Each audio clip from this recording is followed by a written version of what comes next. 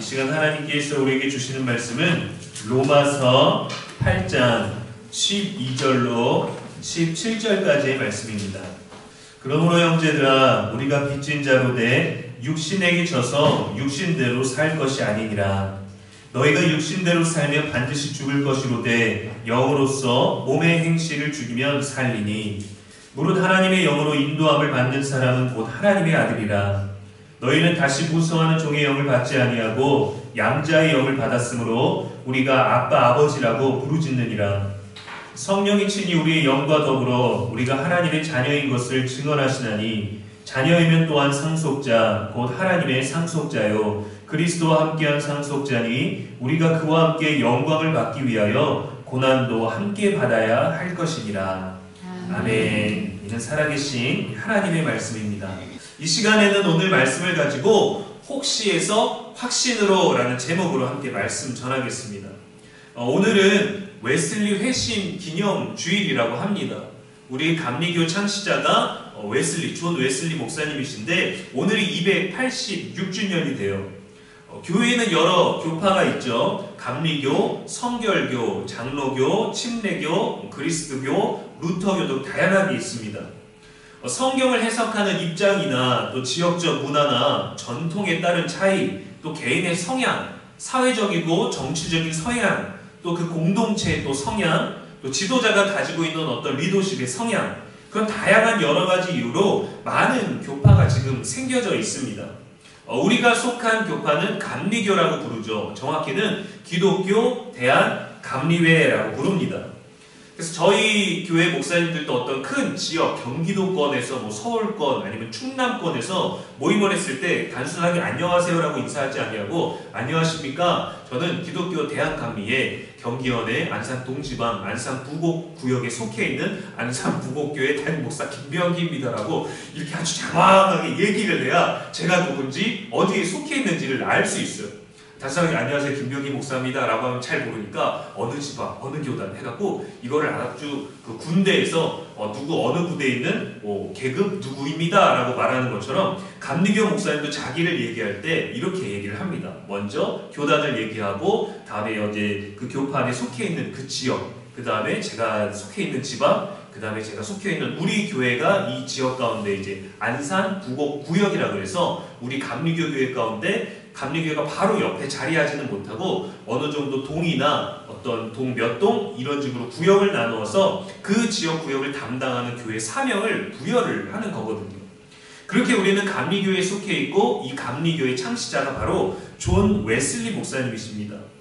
영국의 목회자 가정에서 태어나셨고요. 그가 옥스퍼드 대학을 다니고 있을 때 자신의 동생인 찰스 웨슬리와 함께 홀리클럽이라는 그룹을 만들어요. 그래서 거기서 성경 공부도 하고 기도 모임도 하고 성경 연구도 하는 정기적이고 규칙적인 모임을 만들었는데 바로 그게 자연스럽게 메소디스트라고 불렸습니다.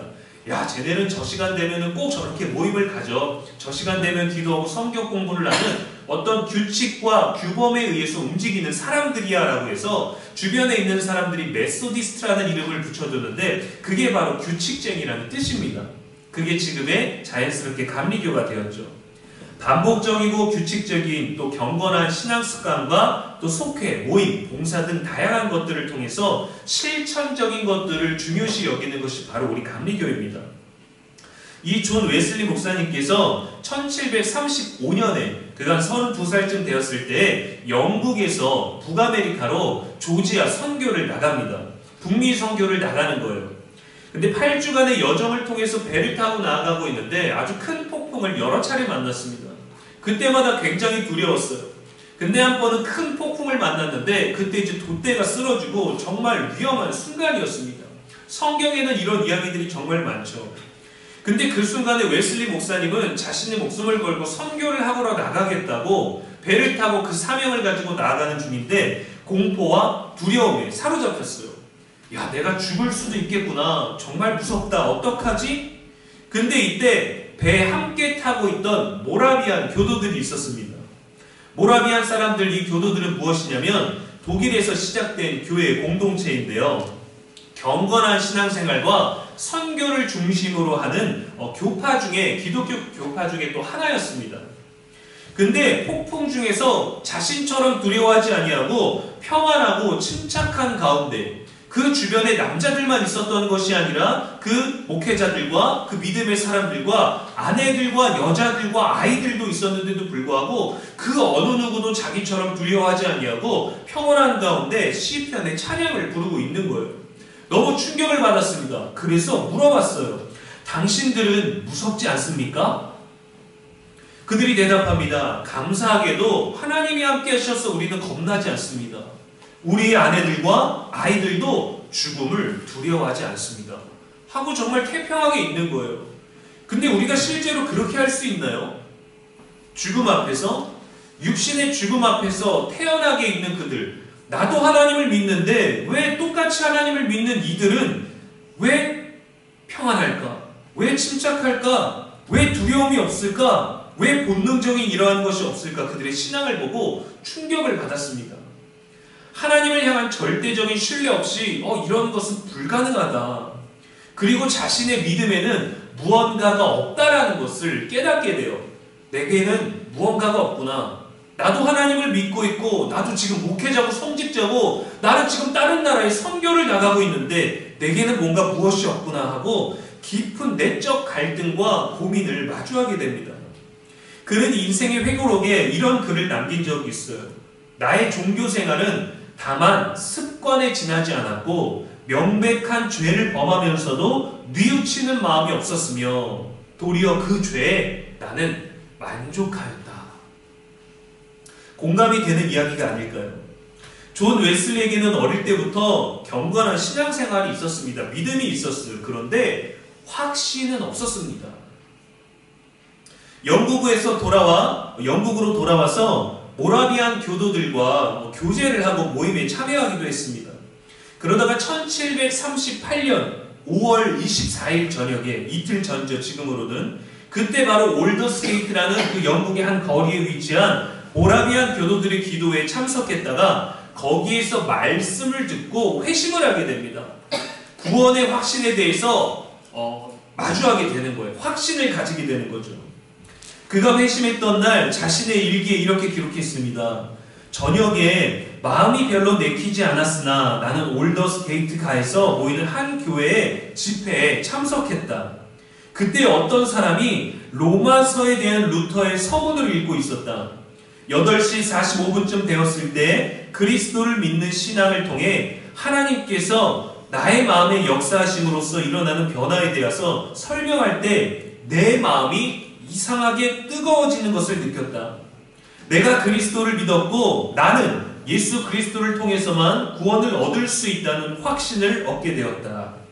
그리고 그리스도께서 내 죄를 사하여 주시고 나 같은 죄인의 죄와 사망의 법에서 구원해 주셨다라는 확신을 가지게 되었다. 그는 30년 넘게 신앙생활을 가지고 5살 때는 집에 불이 났음에도 불구하고 정말 놀라운 방법으로 그가 구원을 받고 거기서 건짐을 받았습니다. 그리고 그의 어머니가 이 아이는 특별하게 쓰임을 받으실 거라는 확신을 받고 그 아이에게 정말 경건한 삶을 살게 했어요.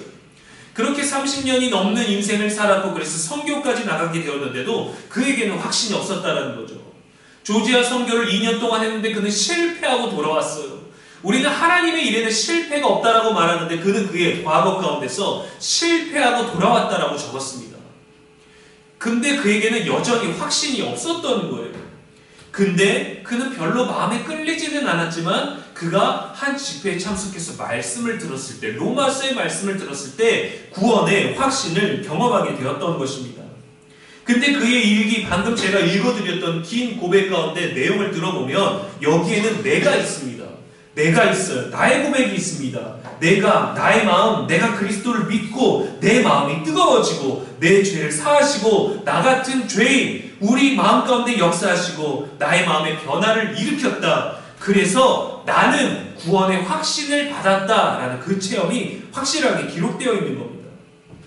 말씀으로 말미암아 성령의 충만함을 받고 마음이 뜨거워지는 것을 경험했어요.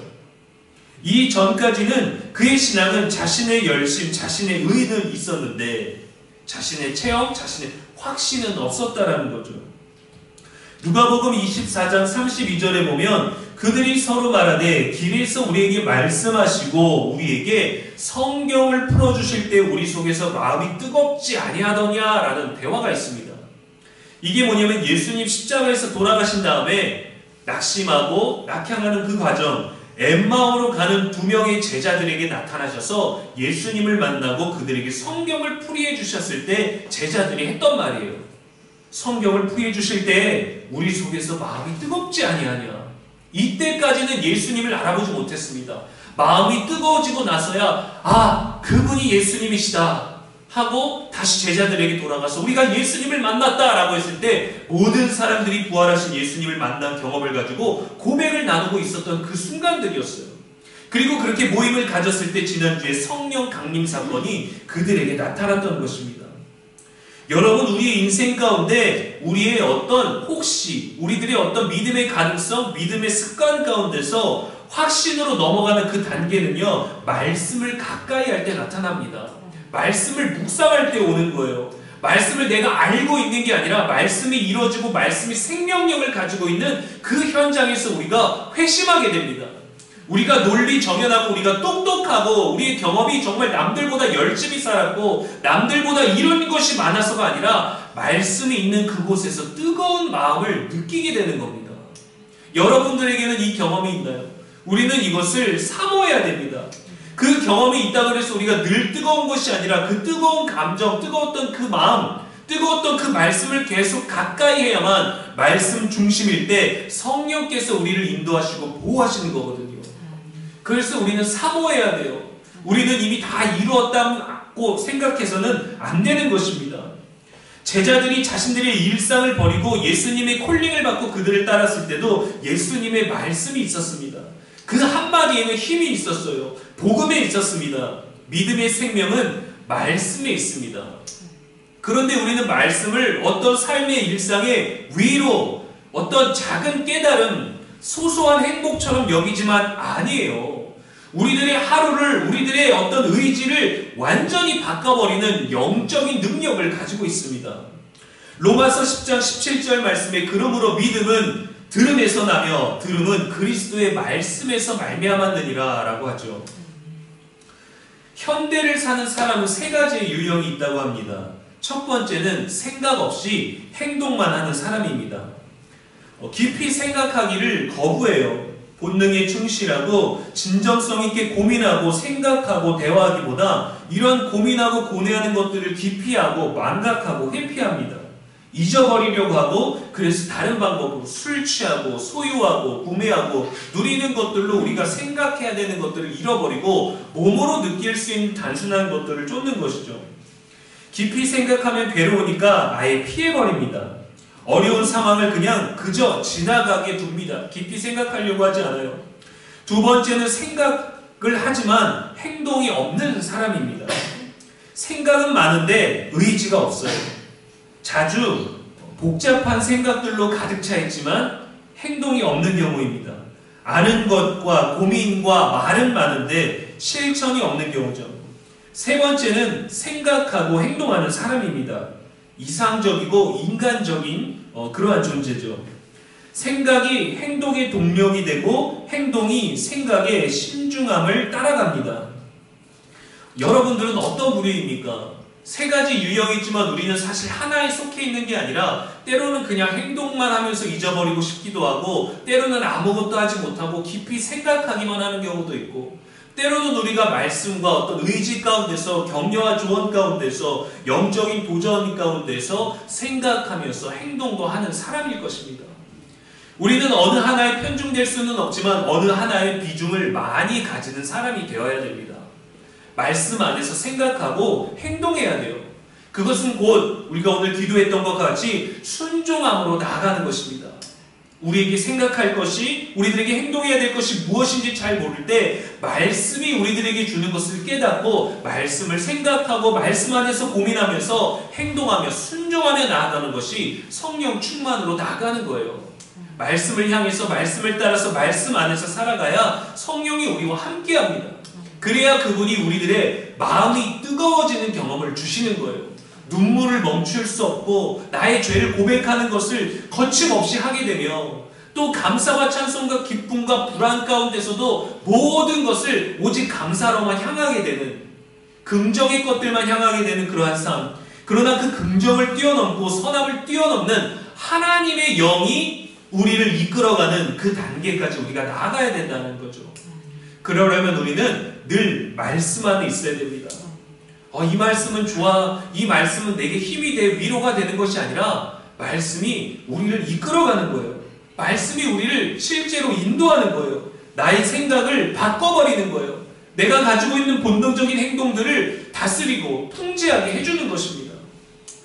오늘 본문에서 사도 바울은 우리가 행동하는 방식으로 우리를 알 수 있음을 말하고 있습니다. 14절에 보니까 무릇 하나님의 영으로 인도함을 받는 사람은 곧 하나님의 아들이라 했습니다. 하나님의 자녀라고 했어요. 모든 인간은 하나님의 형상으로 지음을 받았지만 모든 인간이 하나님의 뜻대로 살진 않습니다. 하나님처럼 행할 때 우리는 진정 하나님께 속한 자가 되는 거예요. 이것을 돕는 이가 바로 성령이십니다. 하나님께서 행하시는 일에 따라서 우리도 행하도록 지음을 받았어요. 성령의 인도함을 따라 우리는 하나님이 우리의 아버지이심을 깨닫게 되는 것이고 내가 하나님의 자녀인 것을 깨닫게 됩니다. 말씀 안에서 이것을 깨닫게 되면 우리가 성령의 인도함을 받아 하나님의 일을 하고 하나님과 같은 생각을 가지게 되는 것이죠. 그런데 우리의 깨달음이 아직 또 때로는 시원찮기 때문에 우리의 행동도 올바르지 못한 때가 있는 것입니다. 자책하지 아니하고 다시 말씀으로 돌아오면 돼요. 다시 성령의 충만함을 사모하면 됩니다. 늘 얘기하시죠. 성령님 나 어떻게 합니까? 성령님 내가 무슨 말을 하면 될까요? 성령님 내가 이때는 어떠한 결정, 어떠한 고민, 어떠한 선택을 해야 됩니까? 계속해서 구하십시오. 말씀 안에서 떠나지 마십시오.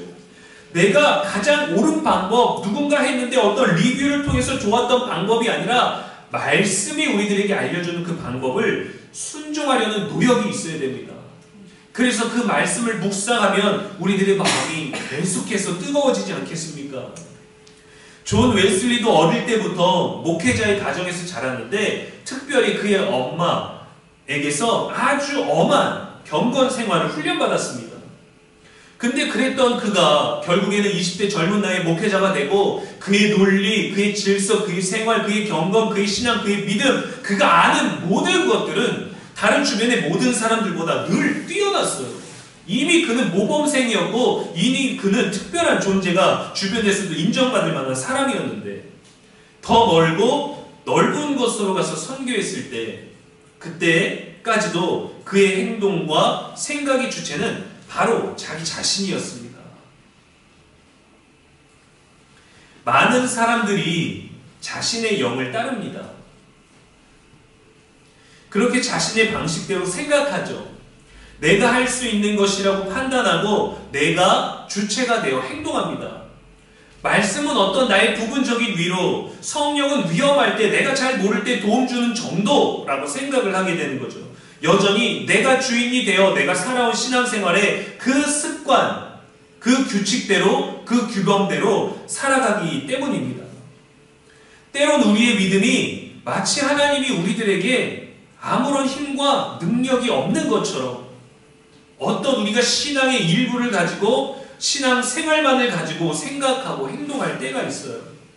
그래서 바울은 오늘 본문 12절 말씀에 육신에게 져서 육신대로 살 것이 아니니라 했습니다. 믿음이 있지만, 교회 다니지만, 신앙생활 오래 했지만, 말씀도 알지만, 기도도 하지만, 구제도 하지만 육신의 생각과 행동을 하고 있다라는 겁니다. 우리는 본래 죄의 종입니다. 나는 그 정도는 아닌데, 그거는 기분 나쁜 표현인데 생각하셔도 우리의 본질은 죄의 종이었어요. 그렇습니다.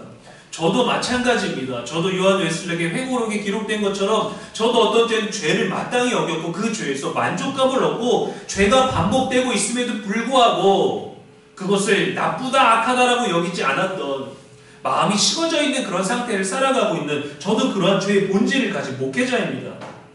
근데 그런 우리들에게 양자의 영을 우리가 받았다라고 성경은 말해주고 있는 거예요. 당시 로마 제국에서도 양자 제도가 성행했습니다. 자녀가 없는 귀족들이 다른 사람의 자녀를 데려오기도 했어요. 그리고 때로는 자신이 부리던 종이 마음에 들고 똑똑하고 또 인물도 훤칠하거나 자신이 이 아이를 귀하게 여기고 싶은 마음이 있어서 양자로 삼기도 했습니다. 종의 신분에서 귀족의 자녀로 완전히 거듭나는 사건이에요. 이거는 어떤 종의 신분을 가지고 있던 노예에게는요, 정말 엄청나게 영예로운 일입니다. 양자가 되고 나면 그냥 그런 척을 하는 게 아니에요. 그 혜택만을 누리는 것이 아닙니다. 법적으로 인정을 받고 자신의 옛 신분과 이름과 형편은 다 사라지고 완전히 새로운 귀족의 신분과 귀족의 이름을 물려받고 재산까지도 상속받을 수 있게 되는 것입니다. 이처럼 죄의 종이었던 저와 여러분에게 성령을 통해 하나님의 자녀인 것을 인정해 준 거예요. 인정해 준 거예요. 로마서 8장 2절에 보면 이는 그리스도 예수 안에 있는 생명의 성령의 법이 죄와 사망의 법에서 너를 해방하였습니다 라고 합니다. 너를 해방하였다. 근데 우리는 여전히 죄 가운데 머무는 경우가 많죠. 육신의 생각을 따라가기 때문입니다. 육신의 생각을 따라가니까 육신의 행동을 하게 되는 것입니다. 이것은 사망으로 인도한다고 했죠. 우리는 영의 생각을 가져야 돼요. 그러나 이 영도 자신의 영이 아닙니다. 악한 영이 아니라 생명의 성령의 법, 하나님의 영을 따라가야 되는 것이죠. 우리가 반드시 죽게 되는 육신의 생각과 행동이 아니라 하나님의 영을 따르고 영의 일을 생각해야 됩니다. 육신의 생각은 사망이요 영의 생각은 생명과 평안이니라. 기록된 바 의인은 없나니 하나도 없는 이 조건 속에서 우리를 그리스도 안에서 의롭게 하셨다, 우리는 의롭게 되었다라는 결론이 바로 여러분 복음입니다. 예수님이 주시는 거예요.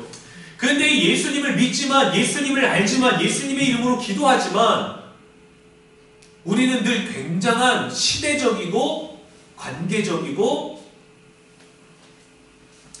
시간과 공간적인 거리감을 가지고 있습니다. 깊은 골을 가지고 있어요.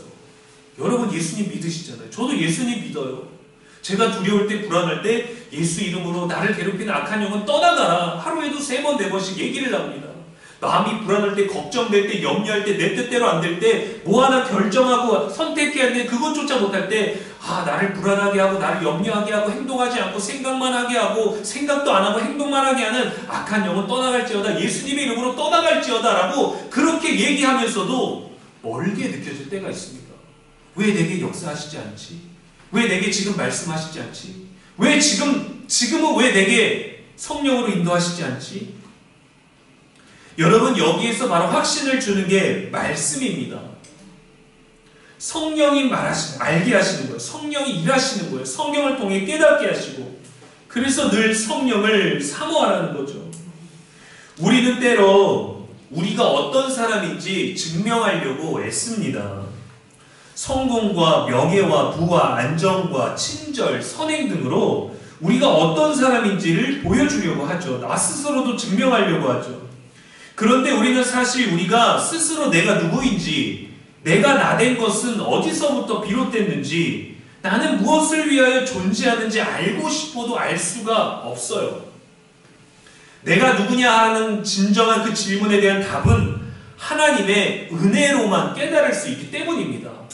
그래서 거룩한 하나님의 영이 있어야 우리가 우리 자신이 누구인지, 나의 인생의 목적은 무엇인지, 이 땅 가운데 사는 존재의 목적이 무엇인지를 알 수 있는 것이죠. 고린도전서 15장 10절 말씀에 그러나 내가 나의 나된 것은 하나님의 은혜로 된 것이니 내게 주신 그의 은혜가 헛되지 아니하며 내가 모든 사도보다 더 많이 수고하였으나 내가 한 것이 아니요 오직 나와 함께 하신 하나님의 은혜로라 했습니다. 우리의 모든 순간, 오늘의 순간, 오늘까지 살아온 모든 것, 지금 나는 무엇을 하고 있고 내가 지금 이 가운데서 나는 어떤 존재인지를 아는 것은 하나님의 은혜예요. 말씀 안에서 정말 그 본질을 깨달을 수 있습니다. 그런데 그 본질을 깨달을 수 있는 방법이 없으니까 합리적이고 이성적인 사고로 나아가는 겁니다. 그래서 알 수 없는 것들을 계속 알 수 없는 것으로 들어가는 거죠. 45억 년 전에 빅뱅이 있었다라고 하는데 그것을 본 사람은 없어요. 그걸 증명해 줄 수 있는 사람이 누굽니까? 모르는 거예요. 알 수 없으니까 알 수 없는 범위로 갖다 놓는 거죠. 알 수 없는 영역으로 갖다 놓는 겁니다. 우리가 관측해서 증명된 것들은 알 수 있죠. 거기에 이름도 붙입니다. 의미도 부여합니다. 계산을 해서 거리도 시간도 다 측정할 수 있죠. 이런 것들에 대해서는 우리가 이걸 알아냈다, 뿌듯하다, 우리가 이걸 알아내니까 성취감을 느끼지만, 이걸 알아내서 우리가 뭐가 되는 겁니까? 그냥 이걸 알아낸 존재일 뿐이에요. 근데 알아내지 못한 게 더 많은데 그 안에서 또 우리는 혼란스럽습니다. 난 대체 뭐지? 이걸 알아냈고 이거는 뭐 수십만 광년 떨어져서 100만 년을 가야 접근한다는데 우리가 이걸 어떻게 알 수 있고 우린 대체 뭘까? 그러나 양자의 영을 우리들에게 주셨어요. 그래서 우리가 아무것도 알 수 없고 관측할 수 없는 그 인생을 사는데, 알 수 없는 그 인생 가운데서 알 수 없는 것들을 알아가는 것이 아니라 내가 누구인지를 깨닫는 것이 바로 하나님의 은혜라는 것입니다. 그 은혜는 말씀 안에서 누려지는 거예요. 말씀이 아니면 깨달을 수가 없어요. 하나님께서 기회를 주시지 않고 성령께서 깨달음을 주시지 않고 하나님이 능력과 지혜를 주시지 않으면 우리는 온전히 아무것도 알 수 있고 아무것도 몰라도 되거든요. 잘 몰라도 돼요. 우리가 옆에 소식 어느 지방에서 어떤 일이 있었고 어떤 나라에서 어떤 사건이 있었던 거 우리 몰라도 우리 사는데 지장이 없는데, 이 몰라도 되는 인생을 사는 나에 대해서 알아야 되는데 내가 누구인지도 모르고 살고 있다면, 그러나 양자의 영을 통해 죄에서 해방되어 하나님의 자녀가 된 것입니다. 말씀은 그것을 증명해 준다라는 거예요. 오직 은혜로만 우리가 우리됨을, 나의 나됨을 알 수 있다는 것이죠. 이것을 깨닫게 되면, 깨달음이 분명하면 생각과 행동도 확실히 행하게 됩니다. 확실히 생각하게 되는 거예요. 우리 스스로를 애써 증명하지 않아도 됩니다. 16절 말씀에 성령이 친히 우리의 영과 더불어 우리가 하나님의 자녀인 것을 증언하시나니라고 되어 있어요. 하나님의 은혜를 깨달으면 우리가 누구인지 증명할 필요가 없습니다. 왜? 성령께서 친히 우리가 받은 양자의 영과 함께 더불어 우리가 누구인지를 증명해 주신단 말입니다. 여기서 깨닫게 되는 사람은요, 저 멀리 있는 행성이 몇 박광년이 떨어져 있고 얼마가 있어야 갈 수 있고 얼마가 걸려야 갈 수 있는지 관심 없어요. 중요하지 않아요. 왜? 내가 누구인지를 깨달았기 때문에 해외여행 가지 않아도, 남들보다 잘 살지 않아도 내 삶에 이 은혜로 인한 인생의 의미를 찾았거든요. 깨달았거든요. 성령께서 그걸 깨달아 주셨기 때문에 그것을 알면 마음이 뜨거워지고 말씀 안에서 우리는 늘 참된 의미를 발견하게 되는 것입니다. 근데 믿음이 있어도, 저도 마찬가지지만 육에 머무는 인생들이 있습니다. 내게 직분이 있고 내가 신앙적으로 다른 성도들에게, 믿음 없는 자들에게 존경받는 신앙일지라도 여전히 육에 머무는 인생들이 있어요. 존 웨슬리도 회심을 통해 성령의 인도하심을 받아 완전 새로운 생각과 행동으로 거듭나기 전에는 그는 신앙의 규칙, 질서, 의식, 예식 속에 머물러 있었습니다. 조지아 선교가 실패로 가고 낙심하고 돌아와서 그가 회심했을 때, 은혜를 깨달았을 때, 예수 그리스도가 누구이신지 확신하게 되었을 때 그는 영국이라는 나라의 부흥운동을 일으켰어요. 그리고 미국의 많은 목회자들에게 도전을 줘서 그들에게 영향을 주고 예식주의에서 진정한 복음주의자로 거듭나게 했습니다. 그렇게 웨슬리의 영향력이 얼마나 대단했냐면요, 18세기에 영국의 산업혁명이 일어나고 계몽주의의 철학이 또 만연해지고 계몽주의 사상으로 말미암아 자본주의가 이제는 우리 인생 가운데, 인류 가운데 자리 잡게 되고, 또 얼마나 많은 사람들이 그 많은 산업혁명과 인생에 나은 계절들을, 또 개발들을 맞이했는데도 불구하고 알코올 중독에 엄청나게 빠지게 되었다는 것입니다. 타락한 교회와 각종 사회 문제가 만연했던 영국을 변화시키는 사람이 되었어요. 감리교의 시작이 바로 그것이었습니다. 행함이 있는 실천, 생각이 있는 실천, 섬김과 전도에 힘썼고 평생을 말을 타고 다니면서 복음을 전했습니다. 키가 작으신 분이었거든요. 그런데 3만 명이 모여있는 곳에서 아무런 확성기도 없이 말씀에 힘을 입어서 늘 말을 타고 다니면서 말에서 쪽잠을 자면서 평생을 그렇게 설교를 하셨고, 세계는 나의 교구다라는 이 말을 남기셨죠. 그런데요, 그 웨슬리가 그 이전에 회심하기 전에 스판켄베르크라는 모라비안 교도와 그 교회의 지도자와 신앙적인 교회를 가졌습니다. 근데 어느 날 스판켄베르크라는 사람이 웨슬리에게 두 가지 질문을 던졌어요. 하나는 당신은 당신 안에 증거를 가지고 있습니까? 라는 물음이었습니다. 당신 안에 증거를 가지고 있습니까? 또 하나는 하나님의 성령이 당신이 하나님의 자녀임을 당신의 영과 더불어 증언하고 있습니까? 였어요. 여러분은 이 질문에 대답하실 수 있나요? 웨슬리는 대답하지 못했어요. 우리도 예 그렇습니다 라고 말할 수는 있죠. 사실은 가슴이 아니라 머리로 이해하는 겁니다. 저도 마찬가지고요. 웨슬리는 대답하지 못했습니다. 그런데 또 질문을 던졌어요.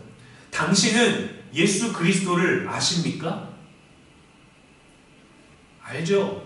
그래서 웨슬리가 대답했습니다. 네, 그분이 이 세상의 구세주이심을 압니다.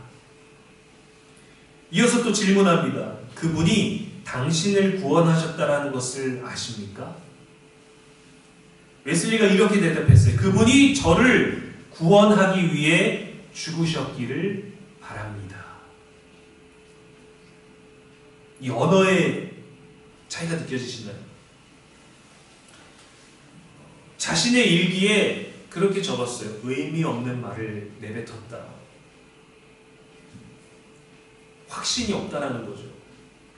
나는 그분이 날 위해 돌아가신 구세주였으면 좋겠어요. 나는 그분이 날 위해 돌아가신 걸 저는 압니다. 저는 그분이 날 위해 죽은 구세주이기를 바랍니다. 날 위해 죽으셨기를 바래요. 북미까지 선교를 나갔던 그에게 구원은 혹시 어쩌면 아마도와 같은 것이었어요. 여러분과 제게 묻습니다. 구원의 확신이 있으십니까? 무엇으로 그 확신을 증명할 수 있습니까? 어디에서 알려줍니까? 누가 알려줍니까? 성령이 말씀으로 우리를 인도하면 우리가 알게 되는 거죠. 근데 아까 제가 웨슬리가 회심했을 당시의 말씀을 전해드렸을 때 나는이라는 단어가 있었죠. 나의 마음, 나의 죄, 나의 구원, 나의 확신, 나의 예수님, 나의 믿음, 나의 고백이 있어야 되는 거예요, 여러분. 성경이 아무리 많은 말들을 하고 우리를 양자의 영으로 삼았다 하더라도 그게 그렇구나 라는 타인의 이야기가 아니라 나의 이야기가 되어야 됩니다. 나의 이야기가 되지 않으면 예수님이 우리를 위하여 구원하시고 성령이 우리를 위하여 증언하셔도 그것은 내 이야기가 되지 않는 거예요. 나의 고백이 돼야 됩니다. 나의 회심이 있어야 되는 것이고 나의 성령이 있어야 되는 것이고 나를 위해 증언하시고 나의 영이 하나님의 영과 함께해야 내가 구원의 확신을 느낄 수 있는 거예요. 말씀 하나를 들어도 마음이 뜨거워지는 것들을 경험해야 됩니다. 여러분, 우리가 알고 있는 것, 우리가 느끼고 있는 것, 이 모든 것들이 나의 것으로 만들어져야 됩니다. 그냥 단순히 느껴지는 오늘 설교를 평가하는 오늘 받았던 감동을 오늘 내가 느꼈던 것이 아니라 우리 예수 그리스도께서 오늘도 내게 구원의 인생의 확신을 주시고 내 존재의 목적과 이유에 대해서 확답을 주시기 위한 것들은 나의 것으로 가져가야 돼요. 유튜브에 올리면 많은 사람들이 보겠죠. 많은 사람들이 듣겠죠. 그러나 그것이 그냥 지나가다가 여러 개, 100개 편, 1000편, 만편의 설교 중에 하나가 된다면 우리는 마음이 뜨거운 것들을 그 어떤 설교를 들어도 느낄 수 없습니다. 그러나 말씀에서 들려오는 모든 이야기들을 나의 것으로 가져가야 돼요.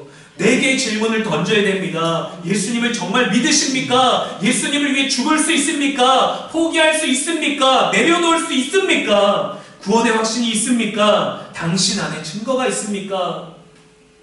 내 안에 확신이 있습니까? 무엇이 그것을 확신시켜 줍니까? 우리의 신앙에서 혹시나 하는 것들, 하나님의 약속들, 혹시나 하나님이 하실 수도 있지 않을까 하는 모든 가능성들이 말씀과 성령의 일하심 안에서 우리에게 확신으로 바뀌게 되기를 주님의 이름으로 소망합니다. 구원에 이르는 믿음을 소유하기 위해서는 성경으로 돌아가야 됩니다. 육신의 것, 물리적인 모든 것들 다 말씀 안에서 성령으로 누리십시오. 우리에게 주시는 은혜, 우리가 우리 되도록 깨닫게 하시는 성령, 구원에 이르는 믿음으로 인도하는 말씀 따라 늘 마음이 뜨겁게 살아갈 수 있고 유지할 수 있는 저와 여러분 되기를 주님의 이름으로 축원합니다. 기도하겠습니다. 살아계시고 영원하신 하나님 아버지, 오늘도 우리에게 말씀하시는 하나님을 찬양합니다. 우리를 구원에 이르게 하시고 우리를 의롭게 하시고 우리를 하나님의 자녀됨을 알게 하시며 하나님이 우리의 아버지가 되심을 알려주시니 감사를 드립니다. 말씀을 볼 때마다 우리의 마음이 뜨거워지게 하시고 구원에 이르는 믿음을 소유할 수 있도록 인도하여 주시옵소서. 육신의 생각과 육신의 일을 버리고 하나님의 영과 더불어 생각하고 행하는 말씀의 사람이 되기를 원합니다. 믿음 없는 우리를 도와주시옵소서. 믿음 약한 우리들에게 깨달음을 주시옵소서. 일상 가운데서 각성하여 두려움을 내어쫓고 혹시에서 확신을 가지고 사는 하나님의 자녀된 삶을 누리게 하여 주시옵소서. 우리의 영원한 소망이 되시는 예수 그리스도의 이름으로 기도합니다. 아멘.